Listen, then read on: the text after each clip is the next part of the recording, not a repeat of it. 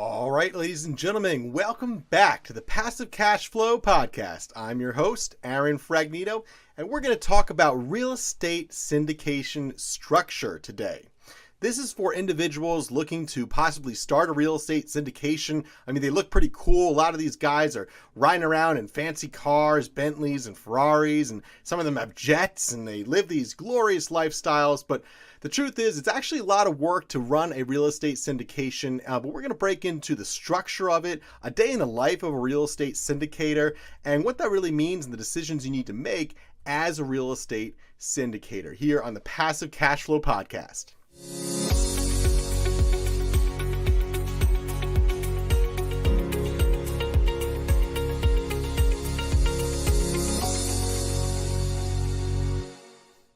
All right, so the first thing you want to do when trying to become a real estate syndicator or considering starting a business in this space, legal considerations, right? You want to, how are you going to structure the syndication? I mean, that's really what a real estate syndication is. It's a legal structure that allows passive investors to partake in real estate opportunities that they normally wouldn't have the opportunities to invest in.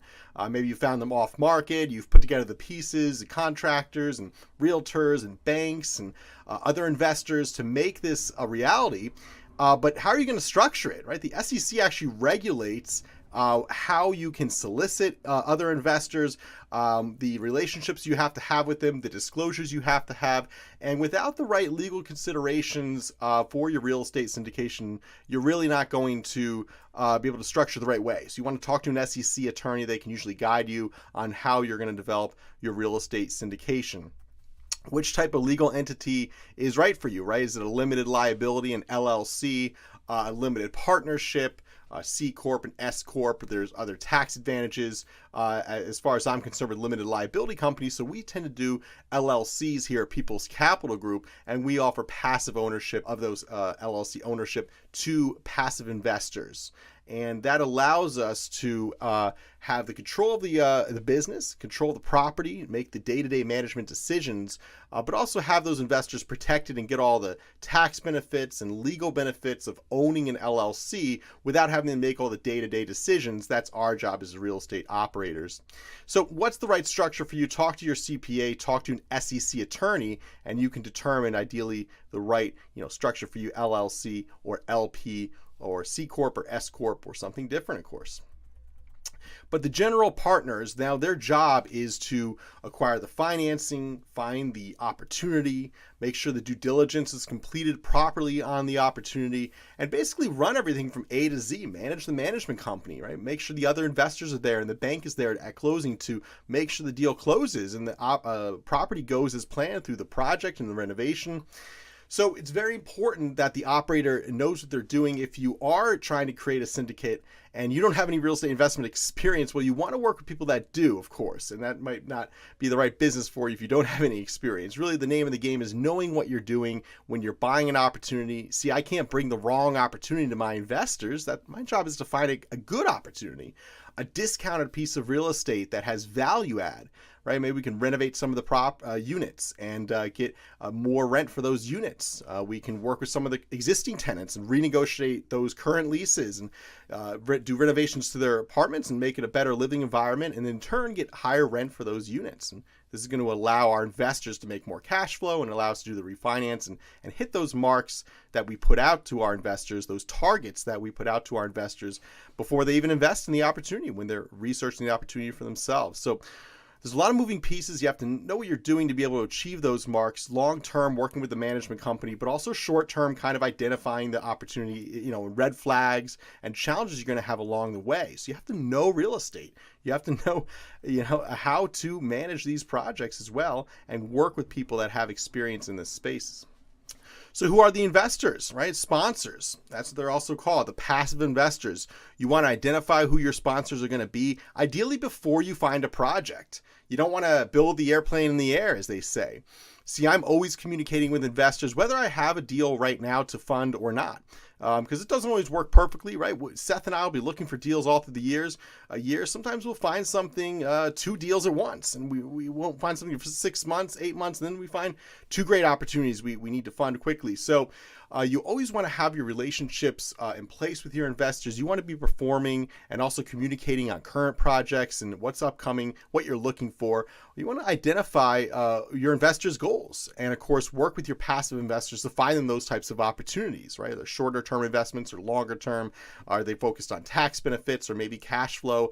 So identify what you plan on putting in front of your investors, and then make sure your investors are looking for those types of opportunities, and build those relationships for long term. Someone's not going to invest in you if they just met you, or maybe just read something on your website. You really have to continue to build that value, continue to build that relationship. I've been doing this 10 years. We're not a one-stop shop. We really focus on making sure our investors have a good experience investing with us long term, and making sure that people can get access to apartment buildings and different types of real estate investment opportunities in New Jersey that are professionally managed, and continuously give our clients the right type of service, the right type of professionalism as well. And that's going to allow them to continue to come back and invest their money safely in New Jersey assets. And you want to create a good environment for your clients, for your tenants, and for all the people that work with you. You want to be good, easy to work with as well. So just a general rule of business there also. So here's another question when creating a real estate syndication and how we structure these. Will you offer a security, right? So the Security and Exchange Commission regulates selling a security. And quite frankly, if you're creating a real estate syndicate, you're probably selling a security, because if you're offering non-voting ownership of an LLC, that, my friend, is a security. So you don't have to have a license to sell that, but you do to sell security, but you need to build a relationship with individuals and have private ownership that you're offering. But if you're offering a non-voting ownership of an LLC, then that is a security. So you want to make sure you have the right things in place to protect yourself and protect your investors. The private placement memorandum is a common document you might find yourself needing, an offering memorandum, and of course an operating agreement for your LLC if that's what you're creating to buy these properties. And your SEC attorney, and really most attorneys can help guide you in this place. Corporate attorneys are good for understanding the corporate structure.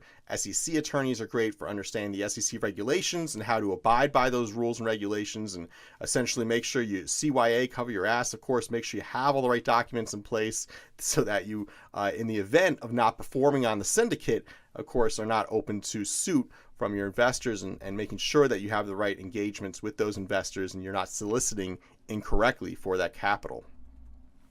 Compensation structures. So how are you and your investors going to earn a profit? How are you going to build your wealth? That's the whole goal, right? To build your wealth, earn cash flow, get tax benefits. So here we have, of course, how do the sponsors get paid? Well, we have an acquisition fee. People's Capital Group does charge an acquisition fee because, quite frankly, it's so much work and money to get a large apartment building to a closing table, to get a real estate syndication to a closing table. You have to line up all the capital. There's a cost to that. Have the relationship with the bank in place. Of course, there's a cost to getting the loan in place and all the fees there, and due diligence cost. And of course, there's a ton of marketing just to find the deal. Have the relationship with the broker or the wholesaler or the landlord that brings you the opportunity. And because of that, we generally charge between a 1% to 5% acquisition fee, and that's pretty commonplace for real estate operators, real estate sponsors to charge. You also have an asset management fee. Now, Seth and I here at People's Capital Group actually don't charge an asset management fee, and that really is quite different than what I've seen out in this space. Most real estate syndications make their money, their primary income, through asset management fees. And they charge a percentage of assets under management, AUM. And that's fair. You raise $1 million, you charge 3% of that every year, and that's how you make your money, and you give away more equity because of that, perhaps. We don't really believe in that structure. We think you should get paid when you perform, not just if you raise $1 million, you get paid forever. You should get paid on performance. So Seth and I don't charge an asset management fee. We instead take a little bit more equity perhaps than your other companies, but we believe instead of charging a management fee, we don't like the fee-based structure. We believe in equity. We want to get paid when we perform, and if we perform, then we do make a profit. course, we have the refinance fee. Now, Seth and I don't charge this here at People's Capital Group, but this is a fee to refinance the property. There is a lot of work involved in refinancing. Often you may have to personally guarantee the debt as an operator or a sponsor, so you want to make sure the risk's there. And because of that, operators charge refinance fees. Also, a disposition fee. Sponsors can charge a disposition fee. Now, we don't do that here at People's Capital Group. That's when you're selling the property. That's a sale for the cost of exiting the property. It's a lot of work to get a property ready for sale, to boost that value up through the renovations and project you're doing, so it can be fair for a sponsor to charge a disposition fee. However, here at People's Capital Group, we limit our fees to simply an acquisition fee. Ownership and compensation. So here you want to understand how much LLC ownership or company ownership are you going to retain? How much company ownership are you giving out to your private investors, the individuals generally bringing the capital to the table? You could do a clean split where perhaps it's just simple ownership, 70-30, investors owning 70%, People's Capital Group owning 30%. That's a pretty common structure we'll see here at People's Capital Group as the dust settles on our acquisitions and our offerings. And or you can also see different types of splits out there on bigger projects. It could be a 50-50 split, ground up construction where there's maybe a lot of day-to-day operations or a lot more risk for the operators perhaps. Or maybe you want to do a 90-10 split where the investors are getting the majority of the profits and you charge more of a fee-based structure. And that will allow you to ensure you have more of an income coming in, but in those big wins, your investors are going to do quite well and you might not do as well. So you want to make sure that you have a fair split that makes sense to everyone. You want to make sure that at the end of the day, performance is rewarded. And risk is rewarded as well. So those investing have to be properly protected and properly rewarded, but also those running the operation have to have a incentive to do very well. And that's how we like to structure our operation here at People's Capital Group. Not really a fee-based structure, more of an equity structure where we have to do well. We have to hit that mark to earn our returns. And if we do, we earn a profit. But if we don't make those returns, then we have to make sure they happen to put food on our plate. So preferred returns. This is a great way to make sure your investors get paid first and protect their investment and capital and protect their return on investment. A preferred return on investment might be generally between 6 to 8%. This means the first positive cash flows of the property after all the expenses are paid will go to the investors so that they get their preferred return on investment. Or on the sale of a property, they're going to get the first profits as well, so they get their preferred return on investment. Then what's remaining left over will be split up according to the equity split of the company. You also have distribution waterfall. So this means that as the property pays out, the return of capital will be paid in different ways. Sometimes the profits can be paid to investors first. Return of capital can be paid. Okay, so we want to understand the difference of return of capital and also earning a profit, right? When you're paying back someone's capital, you're paying back their initial investment. There's tax benefits to that, right? You're not being taxed on that money given back to you. It's called an ROC, a return of capital. But a preferred return, now that's generally paid out based on profit. So this is going to be taxed generally, okay? And you want to make sure your investors understand this.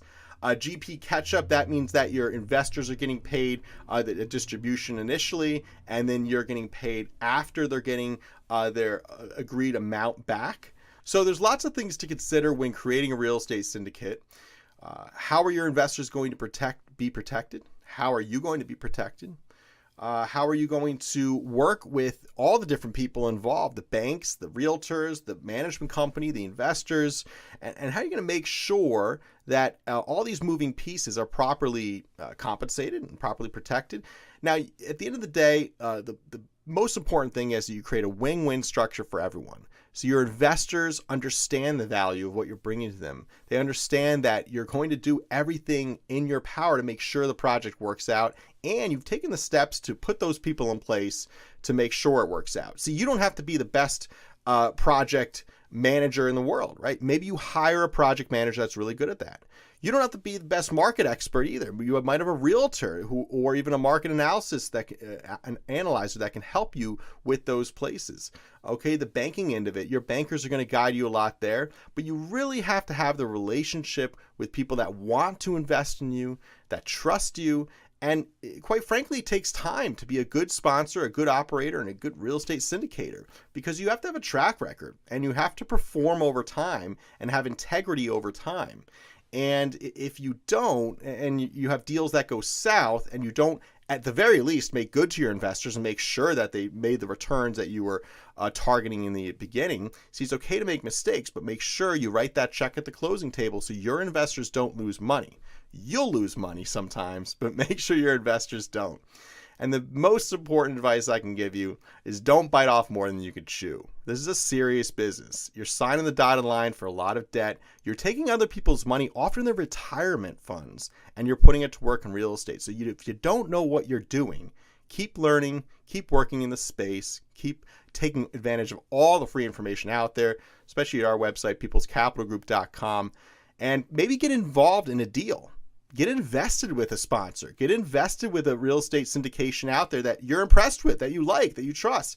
Learn from them. See all the documents they use. See the way they communicate with their investors, the way they move the investment from an idea, an offering memorandum, to a reality, pooling the capital together, getting to a closing table, completing a renovation, improving the management of the building, and recognize how they do that, learn along the way, make those profits with them, and then when you're ready, perhaps start a real estate syndication yourself.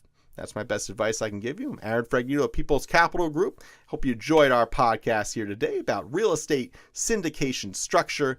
Enjoy your day. Please hit the subscribe button. Go to peoplescapitalgroup.com to enjoy more content here and all types of information about real estate investing, and fill out a qualification form if you're ready to get invested and qualified with People's Capital Group. Have a good day.